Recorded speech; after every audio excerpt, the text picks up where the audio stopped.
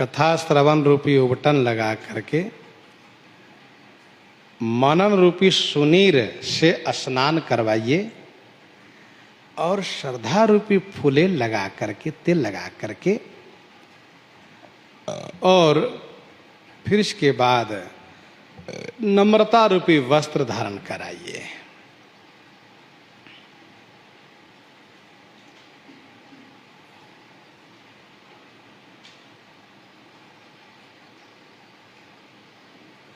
मनन सुनीर अनहवाई अंगुछाई दया नवनी बसन मन पन शोधों लहे लगाइए। नवनी बसन प्रण शोधो लय लगाइए। नवनी माने विनम्रता ही वस्त्र है।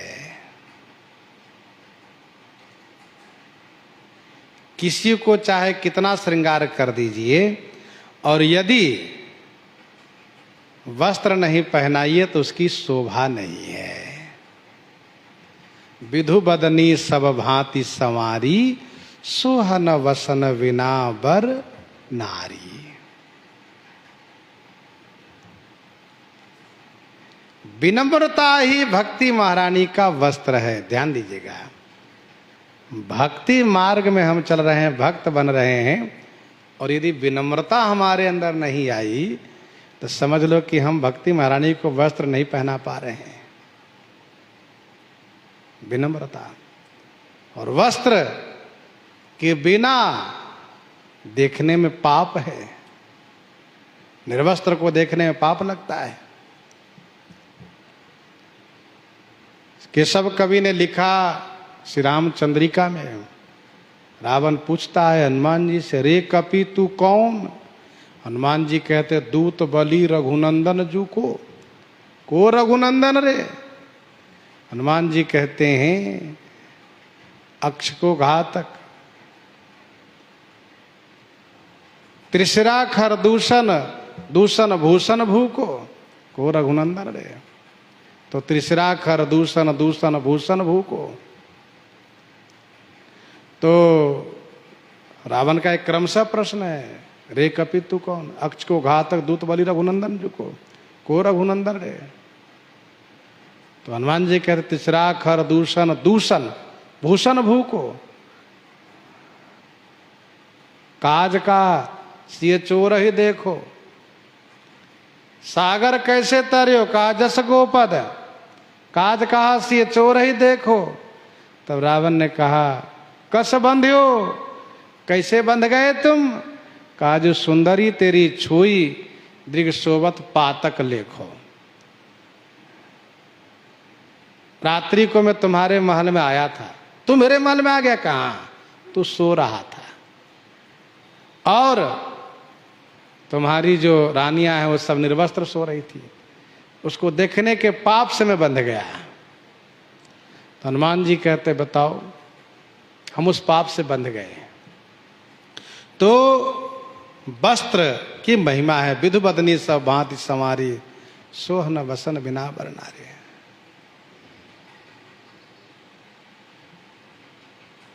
नवनी वसन विनम्रता। जो बनेर गांव के गोपाल भक्त जी में नम्रता की बात देखी गई है, विस्तार से वर्णन है। प्रण, आस्करण जी का प्रण,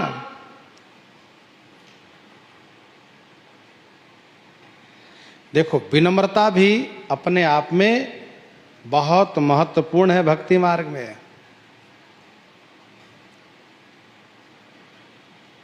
स्वामी श्री रंगाचार्य जी महाराज बड़े उच्च कोटि के महान भागवत हुए, संत हुए हैं। उनके दर्शनार्थ केशव कवि गए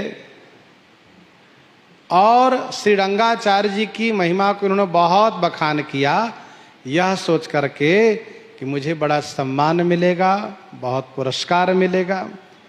लेकिन पुरस्कार व सम्मान मिलना तो बहुत दूर रहा, एक गिलास पानी तक नहीं दिया गया। बैठने के लिए कहना तो दूर रहा, उनकी ओर देखा भी नहीं। तो केशव कवि है, अंदर से चिढ़ गए, मैंने इनकी इतनी बड़ी बड़ाई की पर इन्होंने मेरी ओर देखा भी नहीं, मुझे पानी तक नहीं दिया। अब इनको मैं मौका पा करके फजियत करूंगा। तो सायंकाल भगवान की सवारी निकली, भगवान का विमान। तो स्वामी श्री रंगाचार्य जी महाराज ठाकुर जी के सामने साष्टांग प्रणाम करते हुए यह कहा, पापो हम पाप कर्मो कर्म हम, मैं बहुत बड़ा पापी हूं प्रभु। अपराध सहस्र भाजनम पतितम भीम भवार्णवोदरे। तो अपनी दैन्यता भगवान से कह रहे थे श्री रंगाचार्य जी। तो केशव कवि ने झुंझुला करके कहा, प्रभु ठीक कह रहा, ये बिल्कुल पापी है, ये जो कह रहा वैसा ही है, मैंने देख लिया इसको। तो स्वामी रंगाचार्य जी महाराज तुरंत उठ करके उनको हृदय से लगाए केशव कवि को, और अपने हृदय के स्वर्ण के हार निकाल के उनको पहना दिए, और प्रभु से कहा, प्रभु मैं अकेले कह रहा था तो आपको विश्वास नहीं हो रहा था, ये कवि है। और देखिए इन्होंने साक्षी दी है, गवाही दी है, अब तो आप माने कि मैं पापी हूं। बेचारा केशव कवि लज्जित हो गया, धन्य हो, इतने भी नम्र। अच्छा जरा देखो, कोई भी व्यक्ति भगवान के सामने मंदिर में खड़ा हो और कह रहा हो, प्रभु मैं बहुत बड़ा पापी हूँ, बहुत बड़ा नीच हूँ, बहुत बड़ा अधम हूँ, मैं बहुत बड़ा दुष्ट हूँ, और उसके बगल वाला कोई मित्र खड़ा हो कह दे कि ठीक है कह रहा है प्रभु, इससे बड़ा नीच कोई हो ही नहीं सकता है, ये बहुत बड़ा दुष्ट है, ये बहुत बड़ा पापी है, तो हम जैसे व्यक्ति उन पर नाराज हो जाएंगे। अरे मैं भगवान से कह रहा, तुमसे नहीं, बेवकूफ, मुझसे बड़ा नीच तू है, पापी तू है, दुष्ट तू है, इस प्रकार से हम कहना शुरू करेंगे। जबकि सच्चाई ये है कि विनम्रता का मतलब ये है कि हम जो कह रहे हैं हृदय से स्वीकार करें, हम पापी हैं, दीनहीन है।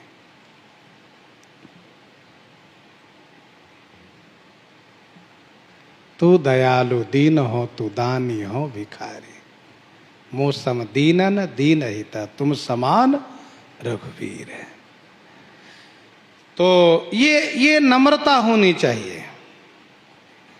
और प्रण शोधो से लगाइए, प्रण होना चाहिए भाई, प्रण होना चाहिए, प्रतिज्ञा। नाम जप, इतना नाम जाप करूंगा, दर्शन करूंगा, स्मरण करूंगा, तुलसी माला, चरणामृत आदि सबका एक प्रण होना चाहिए कि इसके बिना मैं भोजन नहीं करूंगा। नाम जप दर्शन स्मरण तुलसी चरणामृत सेवन आदि के प्रण, अर्थात संकट काल में भी प्रण की रक्षा करनी चाहिए। कोटि विघ्न ते संत कर मन जिमें नितिन त्याग। दुख सहकर भी प्रण का निर्वाह जो कर ले जाता है वही तो महान हो जाता है।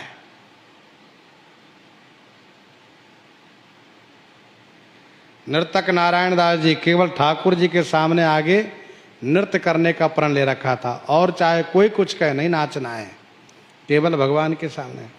पंडित जी कहते हैं, भगति पक्ष हठ करी रहे हो दिन महर्षि साप, मुनि दुर्लभ बर पायो देखो भजन प्रताप। ये प्रण होना चाहिए।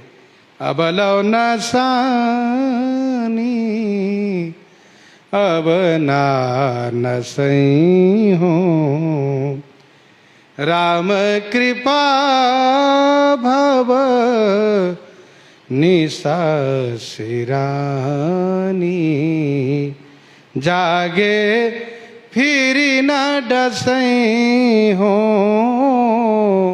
अब लो न सानी अब ना न सही हो। पायो नाम चारु चिंतामणि उर करते न खसई हो, श्याम रूप सुचि रुचिर कसौटी चित कंचन नहीं कसई हो, परवश जानी हस्यो न इंद्र न निज वस हुए न हसई हो, मन मधुकर पन करी प्रण ऐसे होना चाहिए। मन मधुकरी प्रण करी तुलसी, रघुपति पद कमल बसई हो, अवलो नसानी अब ना नसई हो। ये प्रण कहते हैं। जानकी जीवन की बलि जई हो, चित कह राम सिए पद परिहरी, अब न कहूँ चली जई हो, मन समेत या तन के वासिन, यह सिखावन दई हो। प्रतिज्ञा पूर्वक श्रवणनी और कथा नहीं सुनी हो, रसना और न गई हो, रोकी हो नयन बिलोकत और ही, शीश सही नहीं हो, ना तो नेह नाथ सो करी सब, ना तो नेह बहई हो, यह छर भार ताहि तुलसी जग, जाको दास कहीं हो। ये प्रण, भजन का एक प्रण होना चाहिए, नियम, नियम ही प्रण है। एक नियम होता है, हम इतना पाठ किए बिना नहीं जल ग्रहण कर सकते, हम माला जपे बिना पानी नहीं पी सकते, एक नियम होता है प्रण।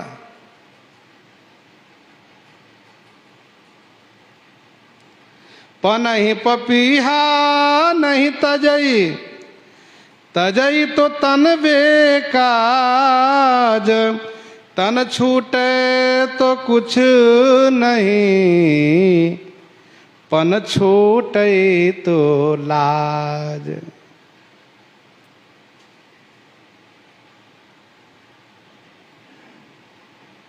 तो एक प्रण होना चाहिए, चातक रटनी घटे घट जाए, प्रण।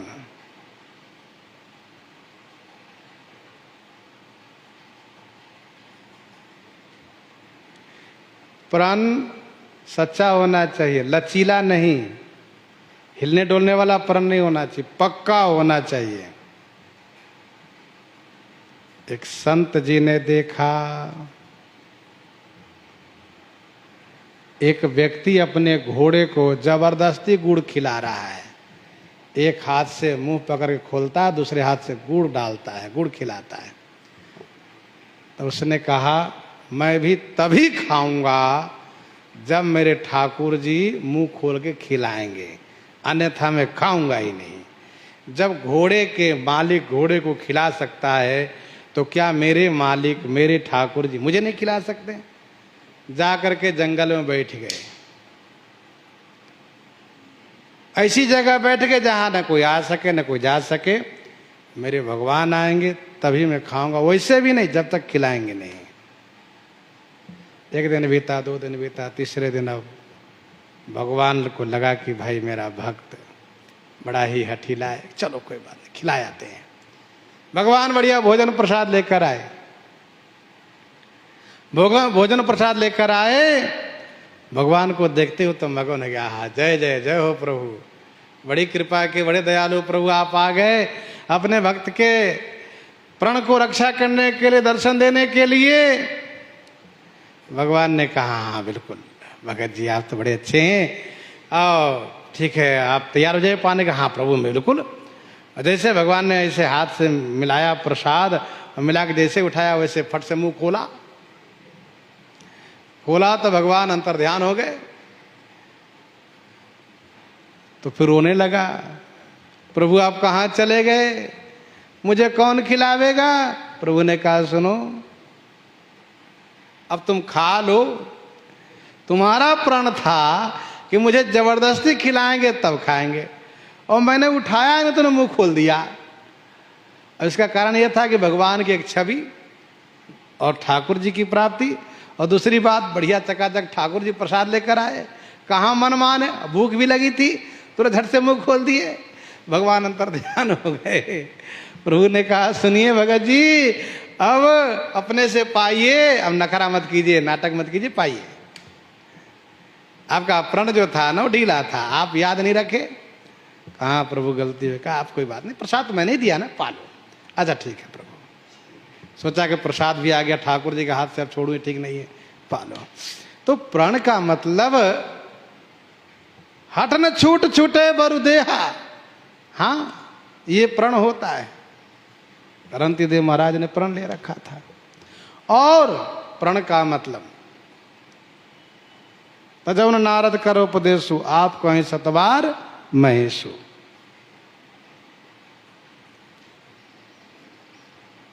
तो प्रण में लचीलापन न हो। एक बाबा जी ऐसे प्रण लिए, क्या बहुत अच्छे नगर के पास में रहते थे और लोग उनको बहुत मानते भी थे, बड़ी श्रद्धा रखते थे। उन्होंने प्रण लिया। क्या प्रण लिया?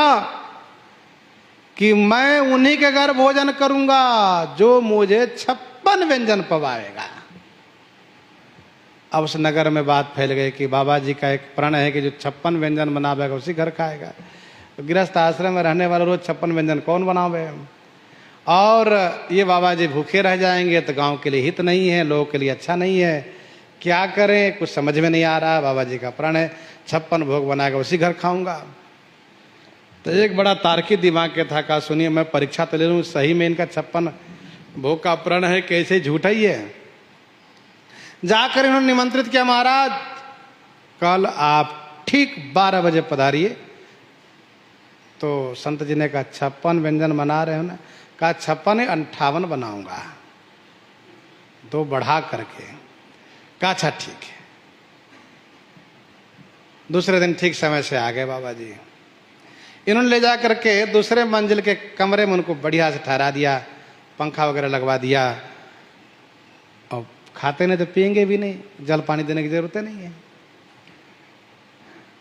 महाराज बन रहा है, बस 2-4 व्यंजन बाकी है, बन के तैयार हो रहा है।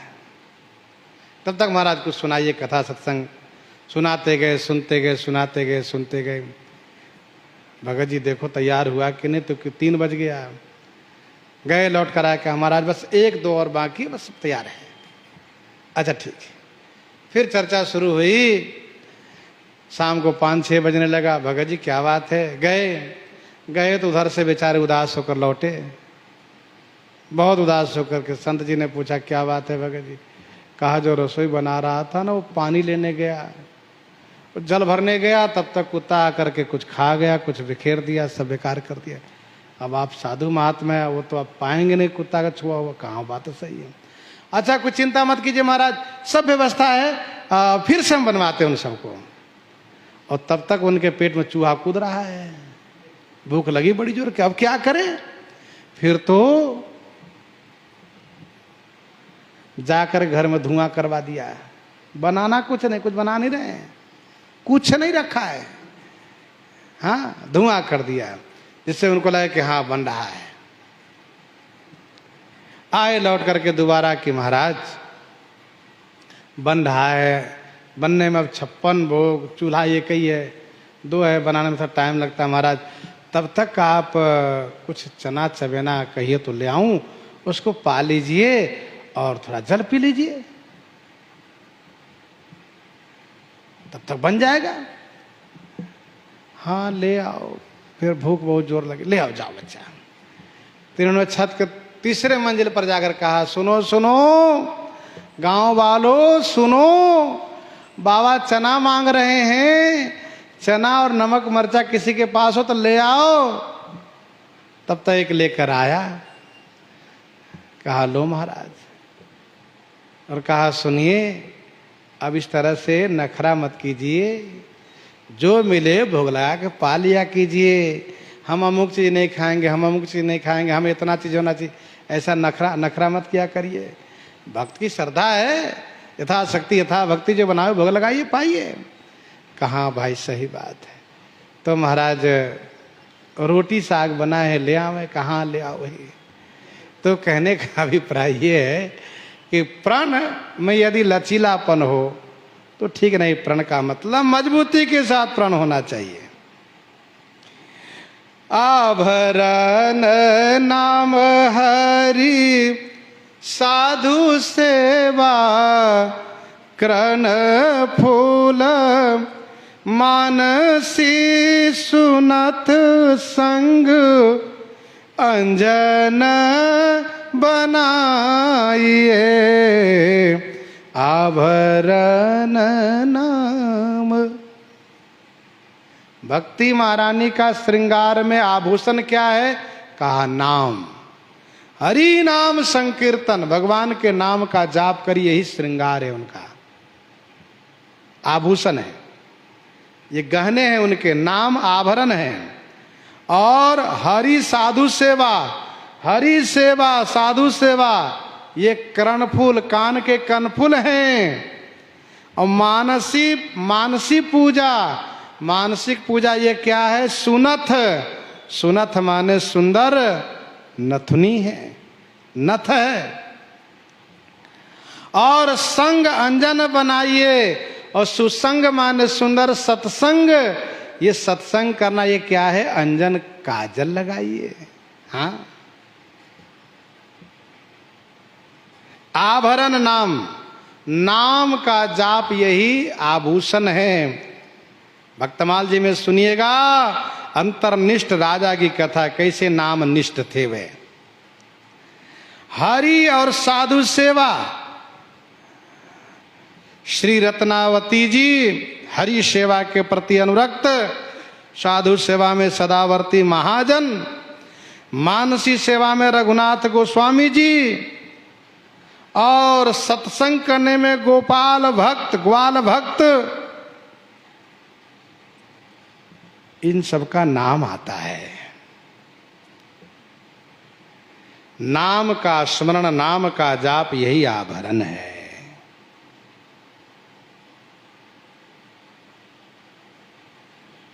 शोधो माने सुगंध की बात आपने सुनी, प्रण ही ये सुगंध है। सुगंध चारों ओर फैलती है, दूसरे को भी आनंद आता है। वैसे प्रण की प्रसिद्धि होने से सबको आनंद आता है।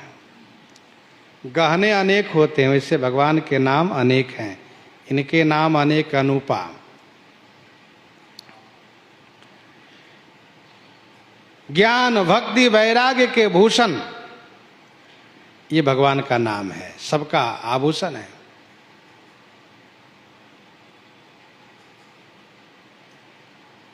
और साधु सेवा और हरि सेवा, ये कर्णफूल है।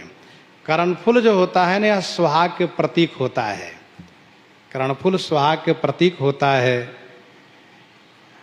मंदोदरी सोचूर बसेऊ, जबते श्रवण पूर मही खसेऊ। समझ गए कि मैं विधवा बनूंगी, अब मेरे कर्णफूल गिर गए। और मानसिक सेवा, ये सुनत है। मानसी सेवा,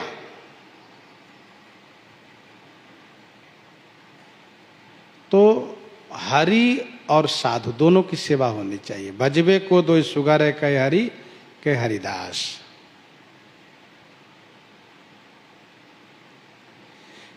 केवल मोर भक्त जो अहई, सो न भक्त अस सच सब कहई।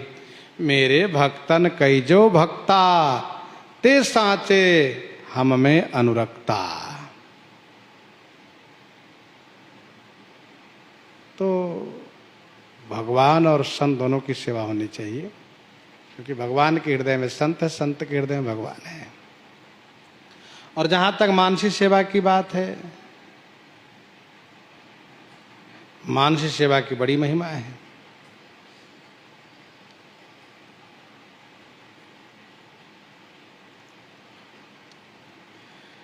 मानसी सेवा का अभ्यास थोड़ा कठिन है शुरू में, लेकिन यदि अभ्यास कर ले जाए तो मानसी सेवा हमेशा हो सकती है।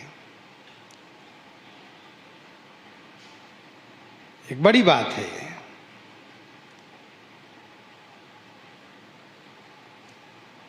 प्रगट मानसी पूजन, दो को संग कीने, रसिक मन रमा वहीं राम के रंग भीने। रघुनाथ गोस्वामी जी तो मानसी पूजा में ही दूध और प्रसाद पा लिए थे। और संग अंजन बनाइए, संग का मतलब सुसंग, सत्संग, यही काजल है। अर्थात सत्संग होना बहुत जरूरी है। जैसे अंजन से नेत्र का दोष दूर होता है, वैसे सत्संग करने से दूषित विचार दूर हो जाता है। विवेक नेत्र दिव्य दृष्टि की प्राप्ति हो जाती है।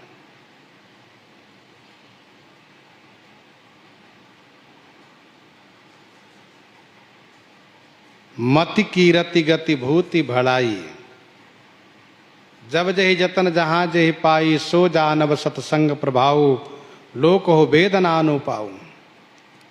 स्वामी श्री प्रियादास जी कहते हैं, भक्ति महारानी को श्रृंगार चारो बीरी चाह। भक्ति महारानी के लिए इस प्रकार से श्रृंगार करने के बाद चारु चाह, ये चारु बीरी, सुंदर चाहना करना, भगवान की प्राप्ति के लिए सुंदर चाहना करना, यही है बीरी। बीरी माने पान है। पान भी एक श्रृंगार में से आता है, आभूषण में से आता है। तो पान अर्थात सुंदर चाहना ही पान है। और इस प्रकार से सुंदर चाहना रूपी पान दे करके रहे जो निहारी लाई, लाल प्यारी गाइए। इस प्रकार से चाहना में अनुरक्त होकर के जो तल्लीन रहते हैं, वे अवश्य भगवान को प्राप्त करते हैं। ऐसी बात वेद और पुराणों में गाई गई है। गाइए माने गाई गई है, लाहे लाल प्यारी। तो इस प्रकार से स्वामी प्रियादास जी महाराज वर्णन कर रहे हैं। इन्हीं के साथ आज सीताराम सीताराम सीताराम सीताराम।